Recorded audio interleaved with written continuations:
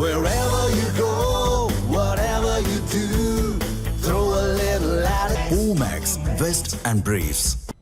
தமிழகத்தில் மது பழக்கத்தால் 40 விழுக்காடு குடும்பங்கள் வாழ்க்கை நாசமாகிவிட்டதாக நடிகர் சிவகுமார் குற்றம் சாட்டியுள்ளார்.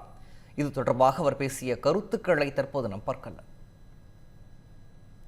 என்னுடைய வேண்டுகோள் என்னன்னா, யார் ஆட்சிக்கு வந்தாலும் டாஸ்மாக் கடைகளை உடனே மூடணும்.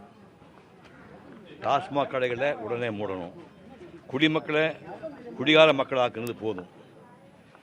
தான் குடும்பத்தோட கோடி கோடியாக சொத்துக்களை குவிக்காம கடைக்கோடி மனுஷன் வாழ்க்கையில் ஒடியேற்றணும். இதுதான் என்னோட வேண்டுகோள். கண்டிப்பாக கொடுக்கணும், கண்டிப்பாக கொடுக்கணும். இல்லை என்னுடைய பைப்பு இன்னைக்கு இல்லை, கலைஞர் எப்போ ஸ்டார்ட் பண்ண அன்றிருந்தே நான் எதிராகணும். செய்வாங்கன்னா தெரியாது, பட் செஞ்சால் ரொம்ப சந்தோஷப்படுறேன்.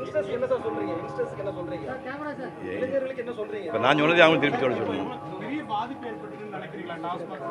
பாதிப்பா குடிமக்களை குடிகார மக்களாகிட்டு சொல்லி படவை பாதிக்கணும்னு கேட்குறீங்க. உங்கள் வீட்டில் நீ குடிக்கணும்னு நினைக்கிறேன்.